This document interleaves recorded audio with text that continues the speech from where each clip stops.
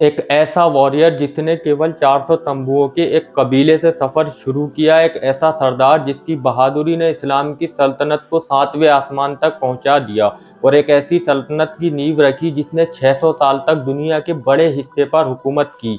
यह कहानी सिर्फ एक इतिहास नहीं बल्कि बहादुरी, इंसाफ और एक अटूट भरोसे की दास्तान है।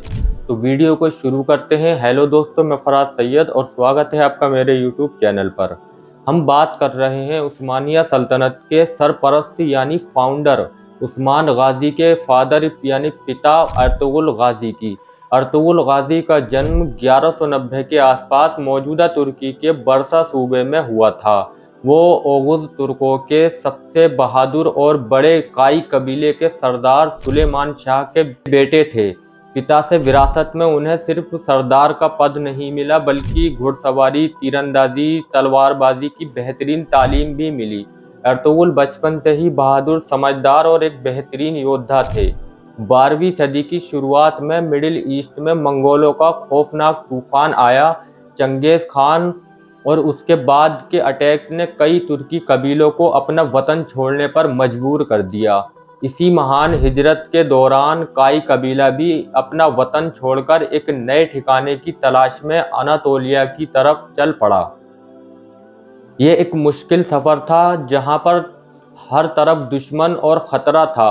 सफर के दौरान कबीला सबसे पहले शाम यानी सीरिया के करीब रुका, लेकिन वहां की जमीन सर्दियों के लिए साजगार नहीं थी। इसी दौरान फरात नदी पर पार करते वक्त एक अफसोसनाक हादसा हुआ। कबीले के सरदार सुलेमान शाह का नदी में डूबने से इंतकाल हो गया। इस बड़ी मुसीबत ने कबीले को बिखेर दिया। कुछ लोग वापस लौट गए, लेकिन अर्तुगरुल अपने भाई गोंदुगु और सावची के साथ लगभग 400 तंबू लेकर अनातोलिया की ओर बढ़े। अनातोलिया में कदम रखते ही अर्तुगरुल की बहादुरी की पहली मिसाल पेश हुई। एक दिन उन्होंने देखा कि एक तरफ सल्जूकी सुल्तान अलाउद्दीन कैकोबाद की सेना मंगोलों से लड़ रही है और हारने वाली है। अर्तुगरुल ने बिना किसी स्वार्थ के अपने 400 अल्पीज के साथ कमजोर पड़ रही सल्जूकी सेना का साथ दिया और बहादुरी से लड़ते हुए उन्हें जीत दिलाई। इस बहादुरी से खुश होकर सल्जूकी सुल्तान ने अर्तुगरुल को अंकारा के करीब कारकाडा का इलाका बतौर जागीर अता किया। इस जीत ने उन्हें सल्जूकी दरबार में एक मजबूत रुतबा दिलाया। अर्तुगरुल ने अपनी जिंदगी का एक और बड़ा कारनामा तब किया जब उन्होंने ईसाई नाइट्स टेम्पलर के कब्जे से एक काफिले को आज़ाद कराया। इस काफिले में एक सल्जूकी शहजादी हलीमा सुल्तान उनके पिता और भाई थे। हलीमा के रक्षक के तौर पर अर्तुगरुल ने उन्हें उनके दुश्मनों से बचाया, अपने साथ ले आए। यही हलीमा सुल्तान बाद में अर्तुगरुल की बेगम बनी और उस्मान जैसे महान वारिस को जन्म दिया।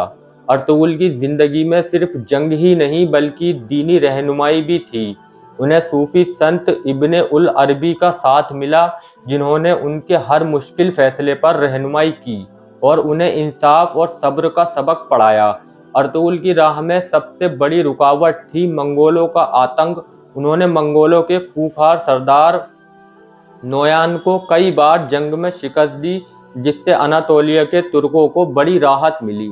बाहरी दुश्मनों से पहले उन्हें अपने कबीले के अंदर भी गद्दारों और भाइयों से बगावत का सामना करना पड़ा। उन्होंने कबीले के अंदर इंसाफ और अमन कायम करने के लिए सख्त फैसले लिए। अर्तुगरुल ने एक बड़ा फैसला लिया। उन्होंने सल्जूकी सल्तनत से ईसाइयों की सरहद के करीब पश्चिमी अनातोलिया में एक नई जागीर की मांग की, ताकि वो सरहद की हिफाजत कर सकें और वहां अपनी हुकूमत कायम कर सकें। सुल्तान अलाउद्दीन कैकोबाद ने उनकी बहादुरी से खुश होकर उन्हें डोमानिक और सऊद का कस्बा जागीर के तौर पर दिया।